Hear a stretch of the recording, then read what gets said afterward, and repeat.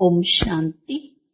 Murali date 7-11-2025. ఈరోజు బాబా చెప్తున్నారు, ఈ సంగమ యుగం సర్వోత్తములుగా అయ్యే శుభ సమయం. ఎందుకంటే ఈ సమయంలోనే బాబా మనందరికీ చదువు చదివిస్తున్నారు. నరుడు నుండి నారాయణుడిగా మార్చే చదువు ఇది. ఒక్కటి బాబా వచ్చారు, నారాయణుడిగా అయ్యే చదువు చదివిస్తున్నారు. కాబట్టి ఈ సమయం శుభ సమయము. సంగమ యుగంలో మనకంతా మంచి సమయం. బాబా మనకు ఉన్నత జ్ఞానం ఇచ్చాడు. ఈ జ్ఞాన ఆధారంతో ఏ పరిస్థితులలో కూడా బాధపడే అవసరమే లేదు. జ్ఞానం ఏ జ్ఞానం ఇచ్చారు? ఇది రచింపబడి ఉన్న డ్రామా. ఇందులో ప్రతి ఆత్మకు తన తన పాత్ర లభించి ఉంది. బాబా మనందరికీ సుఖ వారసత్వాన్ని ఇస్తున్నారు. మరి ఎందుకు బాధపడటం? భగవంతుణ్ణి పొందాలని 2 యుగాలు తప్పించాం, ఎంతో వెతికాము. బాబా లభించారు. ఇంకా దేని గురించి చింత? దేని గురించి బాధ? బాబాని పొందినాక ఏడవవలసిన అవసరం ఏంటి? జ్ఞాన ఖడ్గంతో వికారాలను జయించండి. జ్ఞాన సంస్కారాన్ని నింపుకోండి. పాత ప్రపంచం, పాత శరీరాన్ని సన్యసించండి. భాగ్యవంతులుగా అవుతున్నామని సంతోషంలో ఉండండి. ఏ విషయంలోనూ చింతించకూడదు. ఎవరు శరీరం వదిలినా దుఃఖంతో కళ్ళనీళ్లు రాకూడదు. ఇప్పుడిప్పుడే శరీరంలోకి రండి. ఇప్పుడిప్పుడే శరీరానికి భిన్నంగా అవ్యక్త స్థితిలో స్థితి అయిపోండి. ఎంత హంగామాగా ఉన్నా మన స్వస్థితి మాత్రం శాంతిగా ఉండాలి. ఇలా ఉండాలి అంటే మనలో సర్దుకునే శక్తి ఉండాలి. ఒక్క సెకండు విస్తారం నుండి సారంలో రావాలి. ఒక్క సెకండు సారం నుండి విస్తారంలోకి వెళ్ళాలి. ఇంత మనలో కంట్రోలింగ్ పవర్ ఉండాలి. అప్పుడే మనం విశ్వాన్ని కంట్రోల్ చెయ్యగలుగుతాము. ఒక్క సెకండులో మనం సర్దుకున్నప్పుడే చివరిలో ఒక్క సెకండు పరీక్షల్లో పాస్ వితానర్గా అవుతాము. ఈ అభ్యాసం మనకు ముందు నుండి ఉండాలి. సెకండులో సర్దుకోవటం. వానప్రస్థ స్థితిని అనుభవం చేయించాలి. అప్పుడు చిన్నపిల్లల ఆటలన్నీ సమాప్తమైపోతాయి. ఈ రోజటి మధుర మహావాక్యాలు. మధురమైన పిల్లలు, ఈ సంగమ యుగం సర్వోత్తములుగా అయ్యే శుభ సమయం. ఎందుకంటే ఈ సమయంలోనే బాబా మీకు నరుడు నుండి నారాయణుడిగా అయ్యేందుకు చదువును చదివిస్తారు.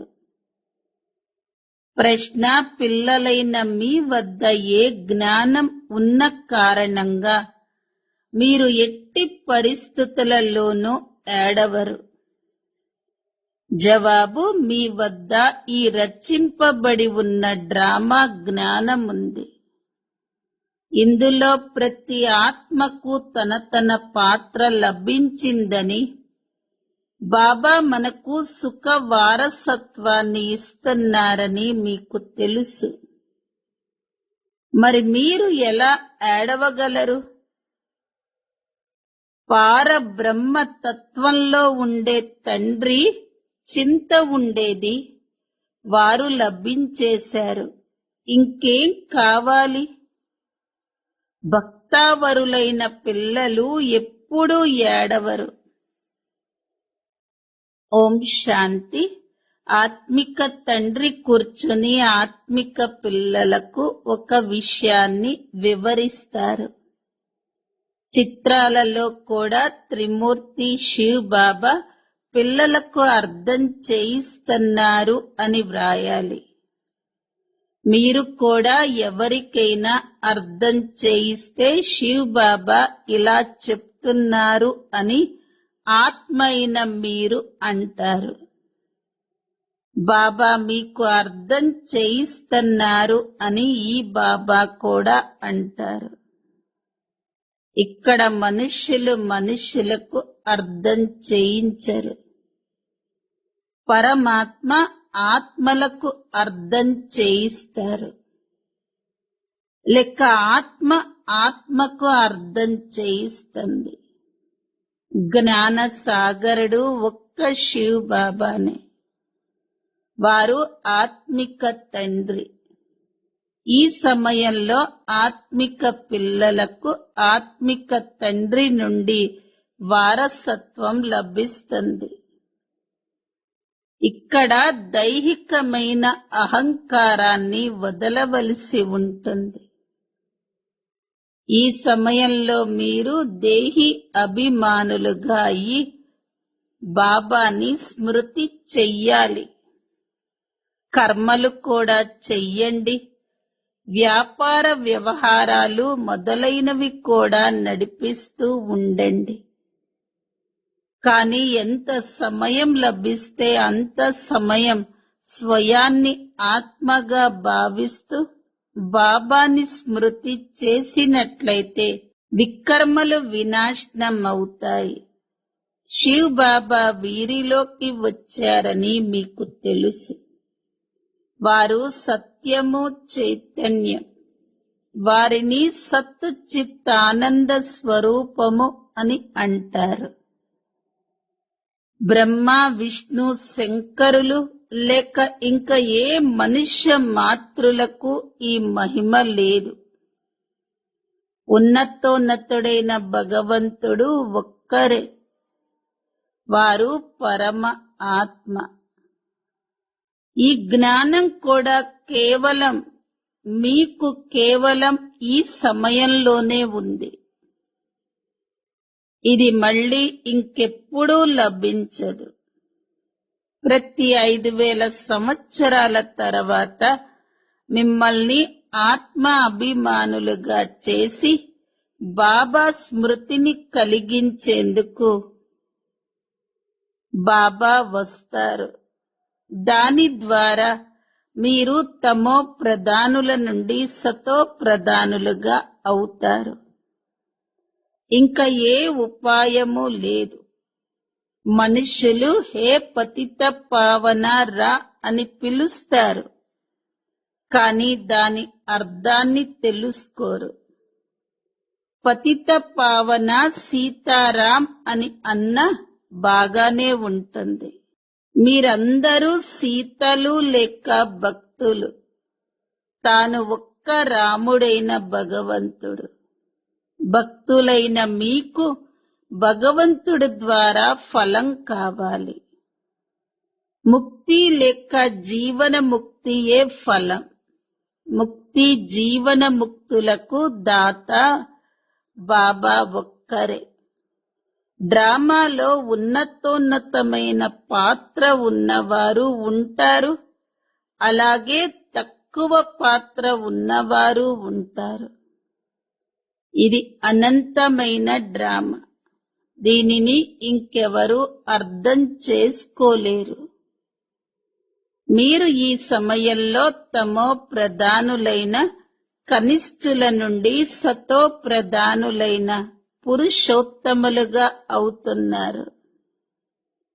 సతో ప్రధానులనే సర్వోత్తములు అని అంటారు. ఈ సమయంలో మీరు సర్వోత్తములుగా లేరు.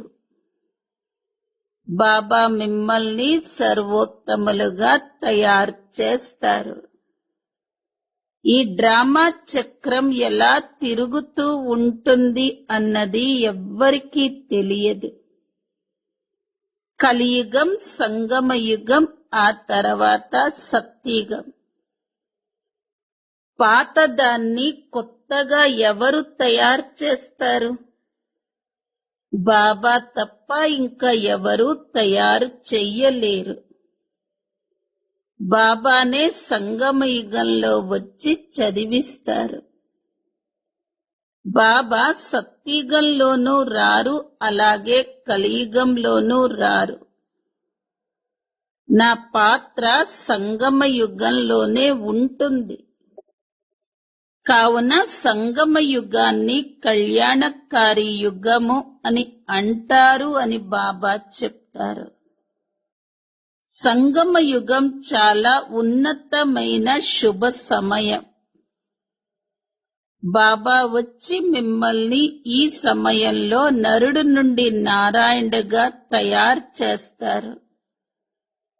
మనుష్యులు మనుష్యులే కాని వారు దైవీ గుణాలు ఉన్నవారిగా అయిపోతారు. దానిని ఆది సనాతన దేవీ దేవతా ధర్మము అని అంటారు. నేను ఈ ధర్మ స్థాపనను చేస్తున్నాను. ఇందుకోసం తప్పకుండా పవిత్రంగా అవ్వవలసి ఉంటుంది. పతిత పావనుడు ఒక్క బాబానే. మిగిలిన వారంతా ప్రేయస్సులు, భక్తులు. పతిత పావన సీతారాం అని అనటం కూడా సరైనదే. కాని చివరిలో రఘుపతి రాఘవ రాజారాం అని ఏదైతే అంటారో అది తప్పవుతుంది. మనుష్యుల అర్థం తెలియకుండా నోటికి ఏది వస్తే అది అనేస్తూ ఉంటారు. అలా ఒక ధునిలా అంటూ ఉంటారు. చంద్రవంశీ ధర్మం కూడా ఇప్పుడు స్థాపన అవుతుందని మీకు తెలుసు. బాబా వచ్చి బ్రాహ్మణ కులాన్ని స్థాపిస్తారు. దీనిని వంశము అని అనరు, ఇది పరివారం. ఇక్కడ పాండవుల లెక్క కౌరవుల రాజ్యం కూడా ఉండదు. ఎవరైతే గీతను చదివి ఉంటారో వారికి ఈ విషయాలు త్వరగా అర్థమవుతాయి. ఇది కూడా భగవద్గీతనే. దీనిని ఎవరు వినిపిస్తారు? భగవంతుడు. పిల్లలైన మీరు మొట్టమొదట గీతా భగవంతుడు ఎవరు అన్నది అర్థం చేయించాలి. వారైతే కృష్ణ భగవాను వాచ అని అంటారు. కృష్ణుడు సత్యుగంలో ఉంటాడు. అతనిలో ఏ ఆత్మైతే ఉంటుందో అది అవినాశిగా ఉంది. శరీరం పేరే మారుతుంది, ఆత్మ పేరు ఎప్పుడూ మారదు. శ్రీకృష్ణుడు ఆత్మ, శరీరం సత్యుగంలోనే ఉంటుంది. నెంబర్ 1లోకి వారే వెళతారు. లక్ష్మీనారాయణులు మొట్టమొదటి వారు. ఆ తర్వాత రెండవ, మూడవ వారు వస్తారు. కావున వారి మార్కులు కూడా అంతే తక్కువగా ఉంటాయి. ఇది మాలగా తయారవుతుంది కదా. విష్ణు మాల ఉంటుంది, అలాగే రుద్రమాల కూడా ఉంటుంది. విష్ణు మెడలో రూండు మాలను చూపిస్తారు. పిల్లలైన మీరు నెంబర్ వారీగా విష్ణుపురికి అధిపతులుగా అవుతారు. అనగా మీరు విష్ణు కంఠహారంగా అవుతారు. మొట్టమొదట శివుని కంఠహారంగా అవుతారు. దానిని రుద్రమాల అని అంటారు. దానినే జపిస్తారు. మాల పూజింపబడదు, స్మరింపబడుతుంది.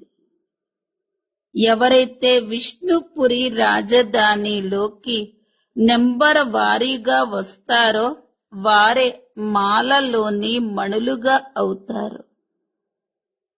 మాలలో అన్నింటికన్నా ముందు పుష్పం ఉంటుంది. ఆ తర్వాత జంట పూసలు ఉంటాయి.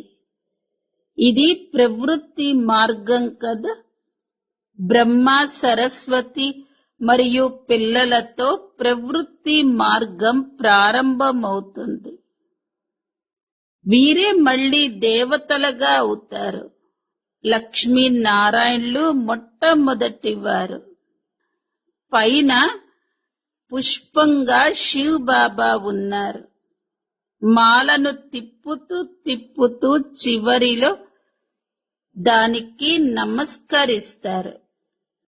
శివ్ బాబా పుష్పం. వారు పునర్జన్మల్లోకి రారు. వారు వీరిలోకి ప్రవేశిస్తారు. వారే మీకు అర్థం చేయిస్తారు. ఇతని ఆత్మ ఇతనిదే. తను తన శరీర నిర్వహణ చేసుకుంటుంది. కాని వారి పని కేవలం జ్ఞానమివ్వటం. స్త్రీ లేక తండ్రి మొదలైన వారు మరణించినప్పుడు వారి ఆత్మను బ్రాహ్మణుడు తనువులోకి పిలుస్తారు. ఇంతకు ముందు వచ్చేది. అది శరీరం వదిలి అయితే రాదు కదా. ఇది డ్రామాలో ముందే రచింపబడి ఉంది. ఇదంతా భక్తి మార్గం. ఆ ఆత్మ అయితే వెళ్ళిపోతుంది. వెళ్ళి మరొక శరీరాన్ని తీసుకుంటుంది. పిల్లలైన మీకిప్పుడు ఈ జ్ఞానమంతా లభిస్తుంది. కావున ఎవరైనా మరణించినా మీకు ఎటువంటి చింత ఉండదు. అమ్మ మరణించిన హల్వా తినాలి. శాంతి అక్కయ్య ఉదాహరణ. తాను వెళ్ళి ఎందుకు రోదిస్తున్నారు? ఆ ఆత్మ వెళ్ళి ఇంకొక శరీరాన్ని తీసుకుంది. ఏడిస్తే ఆత్మ తిరిగి రాదు కదా అని అర్థం చేయించింది. భక్తావరులు ఏడవరు. అక్కడ అందరి ఏడుపులను ఆపి అర్థం చేయించటం మొదలుపెట్టింది.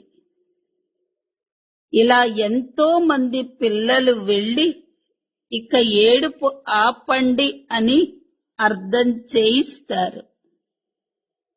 అసత్యమైన బ్రాహ్మణులకు తినిపించకండి. మేము సత్యమైన బ్రాహ్మణులను తీసుకొస్తాము అని చెప్పింది. దాంతో జ్ఞానం వినటం మొదలుపెట్టారు. వీరు సరైన విషయాలే చెప్తున్నారు అని భావిస్తారు. జ్ఞానం వింటూ వింటూ శాంతమైపోతారు. 7 రోజులు భాగవతం మొదలైనవి విన్నా కానీ మనుషుల దుఃఖాలు దూరమవ్వవు. ఈ పిల్లలైతే అందరి దుఃఖాన్ని దూరం చేసేస్తారు. ఏడవవలసిన అవసరం లేదు అని మీరు భావిస్తారు. ఇది రచింపబడి ఉన్న డ్రామా. ప్రతి ఒక్కరూ తమ పాత్ర అభినయించాల్సిందే. ఎటువంటి పరిస్థితులలోనూ ఏడవకూడదు. అనంతమైన తండ్రి, శిక్షకుడు, గురువు లభించారు. అందుకోసమే మీరు ఎంతో కష్టపడుతూ ఉంటారు. పారబ్రహ్మతత్వంలో ఉండే పరంపిత పరమాత్మ లభించారు. కావున ఇంకేం కావాలి? బాబా సుఖ వారసత్వాన్ని ఇస్తారు. మీరు బాబాని మర్చిపోతారు, కావుననే ఏడవవలసి ఉంటుంది. బాబాని స్మృతి చేసినట్లయితే ఓహో, మేమైతే విశ్వాధిపతులుగా అవుతున్నాము అన్న సంతోషం కలుగుతుంది. మళ్ళీ 21 జన్మలు ఎప్పుడూ ఏడవరు. 21 తరాలు అనగా పూర్తి వృద్ధాప్యం వరకు అకాల మృత్యువులు జరగవు. కావున లోపల ఎంతటి గుప్తమైన సంతోషం ఉండాలి. మనం మాయపై విజయాన్ని పొంది జగజ్జీతులుగా అవుతున్నామని మీకు తెలుసు. ఇక్కడ ఆయుధాలు మొదలైన వాటి విషయమేదీ లేదు. మీరు శివశక్తులు. మీ వద్ద జ్ఞాన ఖడ్గం, జ్ఞాన బాణాలున్నాయి. దానికి గుర్తుగా వారు భక్తిలో దేవీలకు స్థూల బాణాలు, ఖడ్గాలు మొదలైనవి చూపించారు. జ్ఞాన ఖడ్గం ద్వారా వికారాలను జయించాలి. అంతేకాని దేవీలు హింసకులేమి కాదు అని బాబా అంటారు. ఇవన్నీ భక్తి మార్గానికి సంబంధించినవి. సాధు సన్యాసులు మొదలైన వారు నివృత్తి మార్గానికి చెందినవారు. వారు ప్రవృత్తి మార్గాన్ని అంగీకరించనే అంగీకరించరు. మీరైతే మొత్తం పాత ప్రపంచమంతటిని, పాత శరీరాన్ని సన్యసిస్తారు. ఇప్పుడు బాబాని స్మృతి చేసినట్లయితే ఆత్మ పవిత్రంగా అవుతుంది. జ్ఞాన సంస్కారాలను తీసుకొని వెళతారు. దాని అనుసారంగా కొత్త ప్రపంచంలో జన్మ తీసుకుంటారు. ఇక్కడ జన్మ తీసుకున్న ఎవరైనా మంచి ఇంట్లో రాజు వద్ద లేక ధార్మికుల ఇంట్లో జన్మ తీసుకుంటారు. ఆ సంస్కారాలను తీసుకువెళతారు. వారు అందరికీ ప్రియమనిపిస్తారు. తాను ఒక దేవత అని అంటారు. కృష్ణుణ్ణి ఎంతగా మహిమ చేస్తారు. వెన్నను దొంగలించాడని, కుండలను పగలగొట్టాడని, అది చేశాడు, ఇది చేశారు అని కలంకాలను మోపారు. అచ్చా, మళ్ళీ కృష్ణుణ్ణి నల్లగా ఎందుకు చేశారు? అక్కడ కృష్ణుడు తెల్లగా ఉంటాడు కదా. మళ్ళీ శరీరం మారుతూ ఉంటుంది, పేరు కూడా మారుతూ ఉంటుంది. శ్రీకృష్ణుడు సత్యుగపు మొట్టమొదటి యువరాజు. అతడిని నల్లగా ఎందుకు చేశారు? ఇది ఎప్పుడూ ఎవరూ తెలియచెయ్యలేరు. ఇక్కడ విషమెక్కితే నల్లగా అయిపోతారు. అక్కడ అటువంటి విషయ వికారాలేవీ ఉండవు.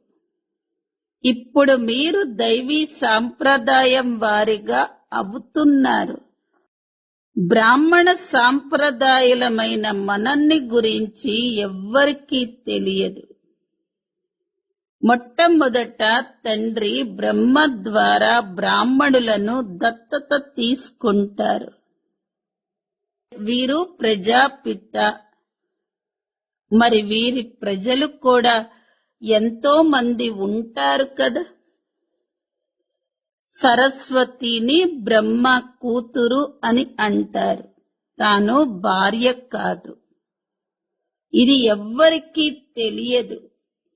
ప్రజాపిత బ్రహ్మది ముఖ వంశావళి. భార్య విషయమే లేదు. వీరిలోకి తండ్రి ప్రవేశించి మీరు నా పిల్లలు అని అంటారు. నేను ఇతడికి బ్రహ్మ అన్న పేరుని పెట్టాను. ఎవరైతే పిల్లలుగా అయ్యారో వారందరి పేర్లను మార్చాను. పిల్లలైన మీరు ఇప్పుడు మాయపై విజయాన్ని పొందారు. దీనిని ఓటమి గెలుపుల ఆట అని అంటారు. బాబా ఎంత చౌకైన బేరం చేయిస్తారు. అయినా మాయ ఓటమి కలిగిస్తే పారిపోతారు. పంచవికారాల రూపీ మాయ ఓడిస్తుంది. ఎవరిలోనైతే పంచవికారాలు ఉంటాయో వారినే అసూరి సాంప్రదాయులు అని అంటారు. మందిరాలలో దేవీల ముందుకు వెళ్లి మీరు సర్వగుణ సంపన్నులు అని మహిమ చేస్తారు. మీరే పూజ్యులైన దేవీ దేవతలుగా ఉండేవారు. మళ్ళీ 63 జన్మలు పూజారులుగా అయ్యారు. ఇప్పుడు మళ్ళీ పూజ్యులుగా అవుతారు అని బాబా పిల్లలైన మీకు అర్థం చేయిస్తారు. బాబా పూజ్యులుగా తయారు చేస్తారు. రావణుడు పూజారిగా తయారు చేస్తాడు. ఈ విషయాలు ఏ శాస్త్రాలలోనూ లేవు. బాబా ఏ శాస్త్రాలను చదవలేరు. తాను జ్ఞాన సాగరుడు, వరల్డ్ ఆల్మైటీ అథారిటీ. ఆల్మైటీ అనగా సర్వశక్తివంతుడు. నాకు వేద శాస్త్రాలు మొదలైన వాటన్నిటి గురించి తెలుసు. ఇవన్నీ భక్తి మార్గపు సామగ్రి. నాకు వీటన్నింటిని గురించి తెలుసు. ద్వాపర యుగం నుండి మీరు పూజారులుగా అవుతారు.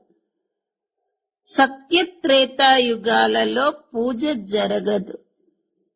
అది పూజ్య వంశం. ఆ తర్వాత పూజారి వంశాలు వస్తాయి. ఈ సమయంలో అందరూ పూజారులే. ఈ విషయాలెవరికీ తెలియవు. బాబానే వచ్చి 84 జన్మల కథను తయారు చేస్తారు. పూజ్యులుగా మరియు పూజారులుగా అవ్వటం. ఈ ఆట అంతా మీతోనే ఉంటుంది. హిందూ ధర్మం అని అనేస్తారు. నిజానికి భారతదేశంలో ఆది సనాతన దేవీ దేవత ధర్మమే ఉండేది. కానీ హిందూ ధర్మం కాదు. ఎన్ని విషయాలు అర్థం చేయించవలసి ఉంటుంది. ఈ చదువు ఒక్క క్షణపు చదువు. అయినా దీనికి ఎంత సమయం పడుతుంది. సాగరాన్ని ఇంకుగా మార్చి మొత్తం అడవినంతటిని కలముగా మార్చిన ఇది పూర్తవ్వదు అని అంటారు. అంతిమం వరకు మీకు జ్ఞానాన్ని వినిపిస్తూనే ఉంటాను. మీరు దీని పుస్తకాన్ని ఎంతని తయారు చెయ్యగలరు? ప్రారంభంలో కూడా బాబా ఉదయమే లేచి వ్రాసేవారు. ఆ తర్వాత మమ్మ వినిపించేది. అప్పటి నుండి ముద్రించబడుతూ వస్తుంది. ఎన్ని కాగితాలైపోయి ఉంటాయి. గీత అయితే ఒక్కటే చిన్నగా ఉంటుంది. ఈ గీత లాకెట్ కూడా తయారవుతుంది. ఈ గీత లాకెట్ కూడా తయారవుతుంది. గీతకు అంత ప్రభావం ఉంది. కానీ దానివల్ల లాభమేమీ లేదు. మధురాతి మధురమైన ఆత్మిక పిల్లలకు మాతా పిత బాప్ దాదాల ప్రియ స్మృతులు మరియు గుడ్ మార్నింగ్. ఆత్మిక పిల్లలకు ఆత్మిక తండ్రి నమస్తే. ఆత్మిక పిల్లలవి ఆత్మిక తల్లి తండ్రులకు ప్రియ స్మృతులు. గుడ్ మార్నింగ్ మరియు నమస్తే. ధారణ కోసం ముఖ్య సారం. మొదటి పాయింట్, జ్ఞాన ఖడ్గంతో వికారాలను జయించాలి. జ్ఞాన సంస్కారాలను నింపుకోవాలి. పాత ప్రపంచం మరియు పాత శరీరాన్ని సన్యసించాలి. రెండో పాయింట్, భాగ్యవంతులుగా అయ్యే సంతోషంలో ఉండాలి. ఏ విషయం చింతను చెయ్యకూడదు. ఎవరైనా శరీరం వదిలేసినా దుఃఖంతో కూడిన అశ్రువులు రాకూడదు. వరదానం, కంట్రోలింగ్ పవర్ ద్వారా 1 సెకండ్ యొక్క పరీక్షల్లో పాస్ అయ్యే పాస్ వితానర్ భవ. ఇప్పుడిప్పుడే శరీరంలోకి రావాలి. ఇప్పుడిప్పుడే శరీరం నుండి భిన్నంగా అయ్యి అవ్యక్త స్థితిలో స్థితి అయిపోవాలి. ఎంత హంగామా ఉంటుందో అంత స్వయం యొక్క స్థితి అతి శాంతిగా ఉండాలి. అలా ఉండాలంటే సర్దుకునే శక్తి ఉండాలి. 1 సెకండ్లో విస్తారం నుండి సారంలోకి రావాలి మరియు 1 సెకండ్లో సారం నుండి విస్తారంలోకి వెళ్ళాలి. ఇటువంటి కంట్రోలింగ్ పవర్ ఉన్నవారే విశ్వాన్ని కంట్రోల్ చెయ్యగలరు. ఈ అభ్యాసమే చివరి 1 సెకండ్ యొక్క పరీక్షలో పాస్ వితానర్గా చేసేస్తుంది. స్లోగన్, వానప్రస్థ స్థితిని అనుభవం చెయ్యండి, చేయించండి. అప్పుడు చిన్న పిల్లల ఆటలు సమాప్తమైపోతాయి. అవ్యక్త ప్రేరణ పాయింట్, అశరీరి మరియు విదేహీ స్థితి యొక్క అభ్యాసాన్ని పెంచండి. విదేహీగా అవ్వటంలో అర్జునులుగా అవ్వండి. అర్జునుడు విశేషత ఏమిటి? సదా బిందువు యొక్క స్మృతి స్వరూపంగా అయ్యి విజయీగా అయ్యాడు. ఇటువంటి నష్టోమోహ స్మృతి స్వరూపులుగా అయ్యేవారే అర్జునులు. సదా గీతా జ్ఞానాన్ని విని మననం చేసేవారే అర్జునులు. ఇటువంటి విదేహీలుగా మరియు జీవించి ఉండే అందరూ మరణించి ఉన్నారు అనే బేహదు వైరాగ్య వృత్తి ఉన్న అర్జునులుగా అవ్వండి. ఓం శాంతి.